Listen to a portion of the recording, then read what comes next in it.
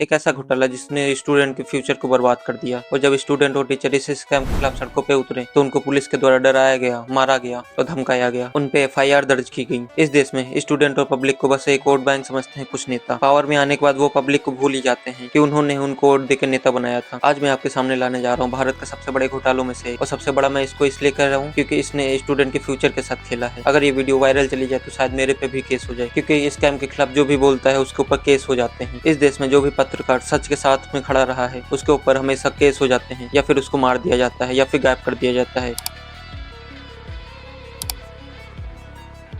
वैसा ही हो रहा है इस मामले में भी। नितेश राजपूत ने एक वीडियो बनाई SSC स्कैम के ऊपर, तो उनके ऊपर 2.5 करोड़ का डिफेमेशन केस कर दिया गया, सिर्फ इसीलिए क्योंकि उन्होंने सच बताया था लोगों को। तो पब्लिक को सच बताने की कीमत होती है 2.5 करोड़। ये है SSC और एडुकेटिव कैरियर टेक्नोलॉजी के बीच का विवाद, एक ऐसा मामला जो डिजिटल इंडिया से डिजिटल धोखाधड़ी बन गया। तो चलिए शुरू करते हैं इस वीडियो का राम का नाम लेकर। डिजिटल इंडिया का सपना हम सब ने देखा था, लेकिन ये डिजिटल इंडिया इतना खतरनाक बन जाएगा ये किसी ने नहीं सोचा था। इसको स्कैम के लिए इस्तेमाल किया जाएगा ये भी किसी ने नहीं सोचा था। दोस्तों, जब डिजिटल इंडिया की शुरुआत हुई तो हमारे एग्जाम सिस्टम में भी बदलाव आने लगे। नॉर्मल पुराने पेपर मेथड की जगह डिजिटल एग्जाम की तरफ शिफ्ट होने लगे हम लोग, और इसका एम क्लियर था, पेपर लीक को रोकना, ट्रांसपेरेंसी बनाए रखना, ह्यूमन इन्वॉल्वमेंट कम हो जाएगा तो गड़बड़ी कम होगी, मशीन के द्वारा सारा काम होगा। लेकिन दोस्तों ऐसा हुआ नहीं। आज 2025-26 में हम देख रहे हैं कि बीच एग्जाम में सर्वर क्रैश हो जा रहे हैं, बायोमेट्रिक सिस्टम फेलियर हो रहा है, एक ही सेंटर से 7 टॉपर निकल रहे हैं, रिमोट एक्सेस के जरिए चीटिंग हो रही है, 55,000 से ज्यादा केस फाइल हो चुके हैं एग्जाम फेलियर को लेकर। तो अब सवाल वही है, डिजिटल इंडिया बनाए या फिर डिजिटल स्कैम बनाइए। नितेश राजपूत एक यूट्यूबर, एजुकेटर और रिसर्चर जिसने गौतम बुद्ध यूनिवर्सिटी से इंजीनियरिंग की, 8 मिलियन प्लस यूट्यूब पे सब्सक्राइबर हैं, जो कॉम्प्लेक्स मुद्दों को बड़ी आसानी से समझा देता है लोगों को। 11 सितंबर 2025 को नितेश ने एक वीडियो पब्लिश की, reality of the SSC exam. इस वीडियो में नितेश ने बड़ी सिंपल तरीके से समझाया कि कैसे ये स्कैम चल रहा था। उन्होंने पूरी information, facts, tender documents, public server पर जितने भी डॉक्यूमेंट अपलोड हैं, वो स्टूडेंट की हजारों फाइल कंप्लेंट्स, सब कुछ एनालाइज करके इस वीडियो में बताया था। उन्होंने वीडियो में बताया कि कैसे टेंडर मैनिपुलेशन हुए हैं। पहले SSC ने TCS को कॉन्ट्रैक्ट दिया, TCS स्टेबल था, ग्लिच कम थे, एक्सपीरियंस था, फिर अचानक से टेंडर रूल चेंज कर दिए गए, टेक्निकल एक्सपर्टीज का वेटेज कम कर दिया गया और एडुकेटिव जैसे लो कॉस्ट कंपनी को टेंडर दे दिया गया। एलिजिबिलिटी क्राइटेरिया ही चेंज कर दिए गए थे इसमें। जहां पहले कंपनी को 50 लाख स्टूडेंट को CBT टेस्ट कराना जरूरी था, वहीं अब नया रूल ला के सिर्फ 10 लाख कैंडिडेट का कर दिया गया था कि अगर तुमने 10 लाख स्टूडेंट का पहला एग्जाम कराया है तो तुम ये टेंडर में भर सकते हो। और यह चेंज किसके लिए किया गया था? एडुकेटिव के लिए। ट्रैक रिकॉर्ड को इग्नोर किया गया। 2020 में DGT, director general of training, ने एडुकेटिव को ब्लैक लिस्ट किया था, लेकिन फिर भी ये चीजें इग्नोर की गई और SSC ने इनको ही टेंडर दे दिया। यही सारे पॉइंट्स थे जो नितेश भाई ने अपने वीडियो में बताया था, जिसकी वजह से एडुकेटिव ने इन पर 2.5 करोड़ का डिफेमेशन केस कर दिया। फैक्ट बताए गए वो सब झूठे हैं, जो भी इन्फॉर्मेशन दी गई है वो सारी झूठी है। इससे कंपनी को नुकसान पहुंच रहा है, उसकी इमेज डैमेज हो रही है, और डिमांड किया 2.5 करोड़ कंपनसेशन का। जिसको जवाब देते हुए नितेश भाई ने रिप्लाई में बोला, मेरी वीडियो वेरीफाइड RTI रिप्लाई और गवर्नमेंट डॉक्यूमेंट्स पे बेस्ड है, यह पब्लिक इंटरेस्ट में है, मैं वीडियो डिलीट नहीं करूंगा। दोस्तों, यह वीडियो बहुत इंपॉर्टेंट है क्योंकि ये डिफाइन करेगा क्या पब्लिक इंटरेस्ट में कोई वीडियो बनाना किसी कंपनी को डिफेम करना है, क्या प्राइवेट कंपनियां जो पब्लिक फंक्शन परफॉर्म कर रही हैं वो क्रिटिसिज्म को भी सप्रेस करना चाहती हैं, क्या RTI बेस्ड रिपोर्टिंग को हमारा लॉ प्रोटेक्ट करेगा या नहीं। केस अभी कोर्ट में चल रहा है और लाखों स्टूडेंट इसका आउटकम देख रहे हैं। एडुकेटिव की कहानी क्या है, कैसे एक स्मॉल फर्म इतनी बड़ी बन गई कि उसको टेंडर न मिलने पर टेंडर ही कैंसिल कर दिया जाता था, टेंडर के रूल चेंज कर दिए जाते थे। 2020 में बनी ये company educative career technology private limited ने इनिशियल प्रोजेक्ट में सऊदी अरबिया के साथ काम किया। इसका रेवेन्यू लगभग 7 करोड़ था। फिर इनको सबसे बड़ा ब्रेक थ्रू मिला 2010 में गुजरात में। अब यहाँ से कहानी इंटरेस्टिंग हो जाती है। गुजरात गवर्नमेंट में एक वेंडर था मेरिट्रैक नाम का, जो आराम से एग्जाम करा रहा था, कोई भी कंप्लेंट, कोई भी दिक्कत नहीं आ रही थी। फिर गुजरात गवर्नमेंट ने मेरिट्रैक को रिप्लेस करके एडुकेटिव को टेंडर दे दिया, और इसकी वजह थी लो कॉस्ट। एडुकेटिव ने बहुत ही कम रेट का कोटेशन बना के दिया था सरकार को, और यहीं से शुरुआत होती है एडुकेटिव की लो बिट स्ट्रेटेजी की, सबसे सस्ता कोटेशन देना और कॉन्ट्रैक्ट जीत लेना। और यही फॉर्मूला यूज करके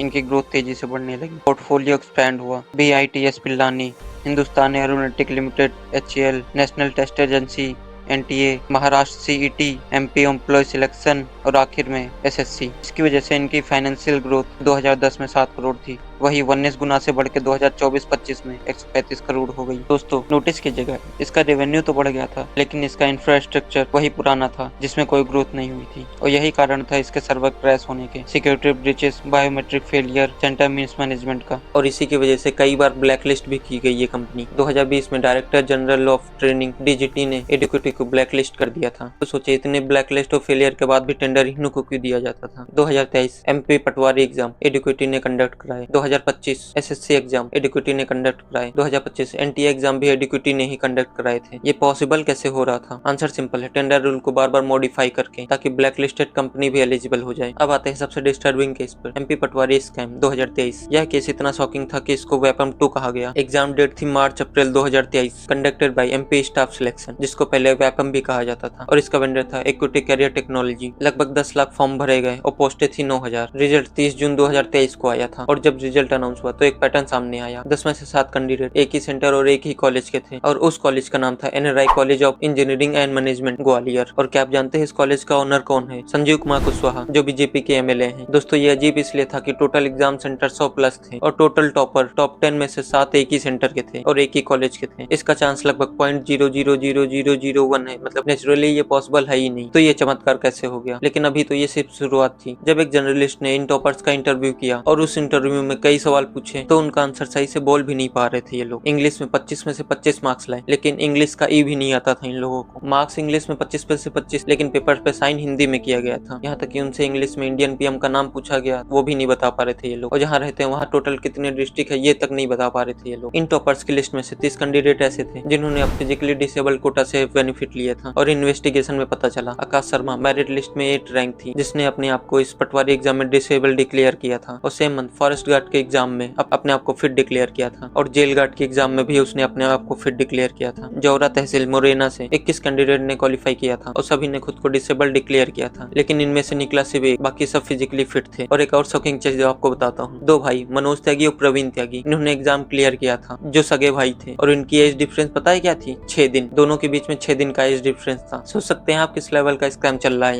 यहाँ पे नौकरी पाने के लिए पूरी बायोलॉजी ही चेंज कर दी जा रही है। मधुलता नाम की एक कैंडिडेट ने अपने इंटरव्यू में एडमिट किया कि उसने 15 लाख रुपए देके अपना सिलेक्शन करवाया है, और सिलेक्ट होने वाले के टोटल नंबर पता है कितने थे? NRI कॉलेज से 114, जिसमें से टॉप 10 में 7 कैंडिडेट तो इसी कॉलेज से थे। फिर ये रिजल्ट आने के बाद बहुत ज्यादा कंट्रोवर्सी हुई, इस पे प्रोटेस्ट हुए कई जगहों पे, हजारों मार्चेस हुए इंदौर भोपाल में। व्यापम स्कैम 2 ट्रेंडिंग करने लगा ट्विटर पे। अपोजिशन ने डिमांड किया कि CBI जांच बैठाई जाए इसमें, और उस टाइम के CM शिवराज सिंह चौहान ने जुलाई 2023 में इन्वेस्टिगेशन टीम बनाई, जिसके हेड बने रिटायर्ड जज राजेश कुमार वर्मा। गवर्नमेंट ने प्रॉप के बाद क्लीन चिट दे दी सबको। रिपोर्ट में बताया कि सिर्फ NRI कॉलेज ही नहीं, कई कॉलेजेस के सेंटर के हाई सिलेक्शन हुए हैं। इसमें रिगिंग का कोई भी सबूत नहीं मिला है। मतलब जनता को एकदम बुड़बक समझ लिए हैं ये लोग। अरुणोदय परमार, हल्ला बोल के प्रेसिडेंट, इन्होंने कहा यह इन्वेस्टिगेशन सिर्फ व्हाइट वॉश के लिए की गई थी, पॉलिटिकल इंटरेस्ट को प्रोटेक्ट करने के लिए डिजाइन किया गया था, स्टूडेंट के करियर को नहीं। तो देखिए दोस्तों कितनी बड़ी आयरनी है, जो कैंडिडेट अपने देश के PM का नाम तक नहीं जानता, वो एग्जाम में टॉप करे बैठा है। और सिर्फ स्टेट लेवल पे ही नहीं, नेशनल लेवल पर भी। SSC सिलेक्शन पोस्ट फेज 13 2025 जुलाई से अगस्त में इंदौर एग्जाम में कई सर्वर क्रैश हुए, जिसका वेंडर भी इसी इक्विटी कंपनी के पास में था। बीच एग्जाम में 15-15, 20-20 मिनट के लिए सर्वर क्रैश हो गए। इमेजिन करिए आप एग्जाम दे रहे हो और आपके पास लिमिटेड टाइम हो, और बीच एग्जाम में आपकी स्क्रीन फ्रीज हो जाए, माउस काम करना बंद कर दे, सिस्टम हैंग करने लगे, स्टूडेंट परेशान हो जाते हैं, सब पैनिक कंफ्यूजन हो जाता है वहाँ पे। जितना बच्चों ने पेपर अटेंड कर लिया था वो भी सेव नहीं हुआ था, और सेंटर स्टाफ को वहाँ कुछ पता ही नहीं था। स्टूडेंट्स ने प्रोटेस्ट शुरू किए, वहाँ के पुलिस और एडमिनिस्ट्रेटिव ऑफिशियल को रात लेट नाइट तक इंटरवीन करना पड़ा। और सिर्फ अकेला इंदौर ही नहीं, नेशन वाइड टेक्निकल फेलियर हुआ इनसे। सिस्टम फेलियर, स्क्रीन फ्रीज हो जाना, लॉगिन में एरर आना, स्टूडेंट सिस्टम में एंटर ही नहीं कर पा रहे थे, क्वेश्चन पेपर इनकम्प्लीट लोड होना,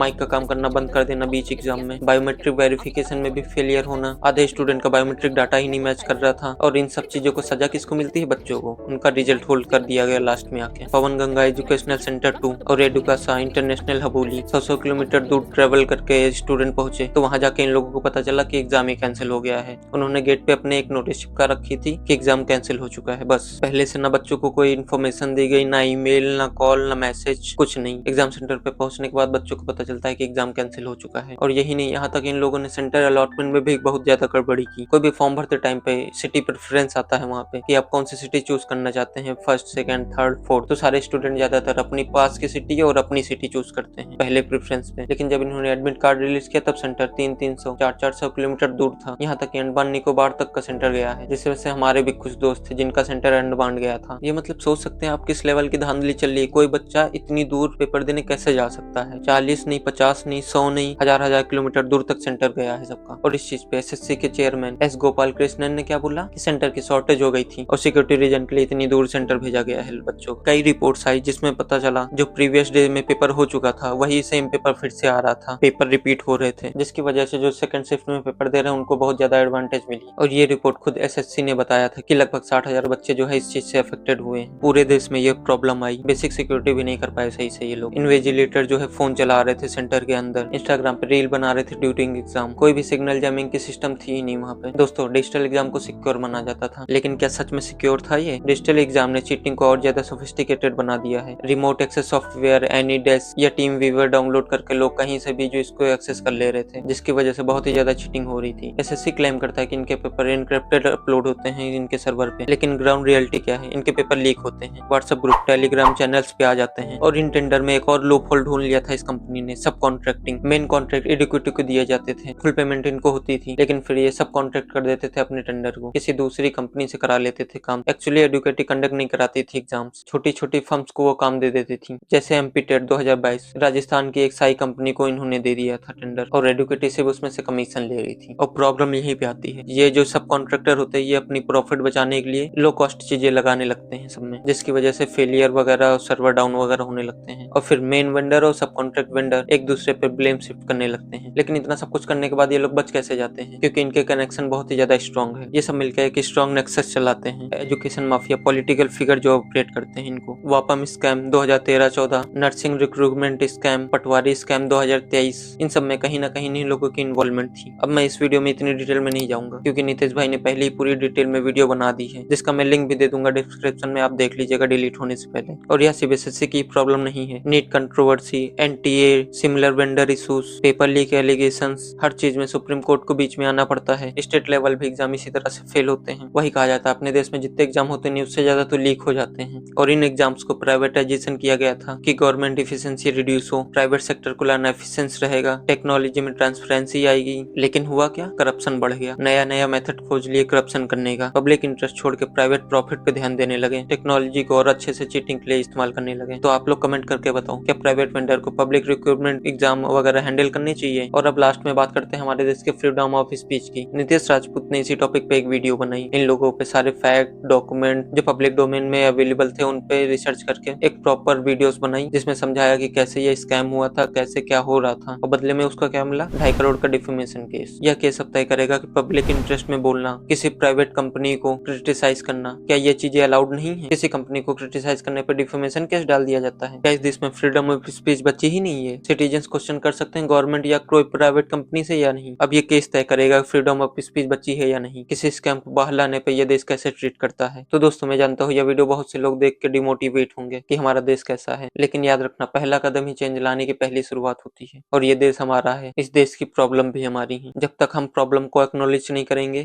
उसका सोल्यूशन नहीं ढूंढेंगे, तब तक ये देश आगे नहीं बढ़ सकता। हमें आप लोगों को आगे आना पड़ेगा अपने देश को आगे बढ़ाने के लिए, इस तरह के स्कैम को उजागर करने के लिए, सबके सामने लाने के लिए। और नीतीश राजपूत के सपोर्ट में आना पड़ेगा, क्योंकि सच को कभी दबाया नहीं जा सकता। सच परेशान हो सकता है, पराजित नहीं हो सकता है। यह वीडियो ज्यादा लोगों तक न पहुंचे, क्योंकि नया और छोटा क्रिएटर हूं मैं, लेकिन जितनों तक पहुंचेगी वो समझेंगे मेरी बात को, देश की हालत को। ये हमारा देश है, इस देश को हम ही लोगों को सही रखना पड़ेगा, करप्शन को हम ही लोगों को मिटाना पड़ेगा। अगर आप लोगों को यह वीडियो थोड़ी सी भी इन्फॉर्मेटिव लगी हो तो वीडियो को लाइक कर दीजिए, और कमेंट में बताइए कि आप नीतीश राजपूत के सपोर्ट में है या नहीं। और प्लीज चैनल को सब्सक्राइब करना मत भूलिएगा। मिलते हैं अगली वीडियो में। जय हिंद, भारत माता की जय।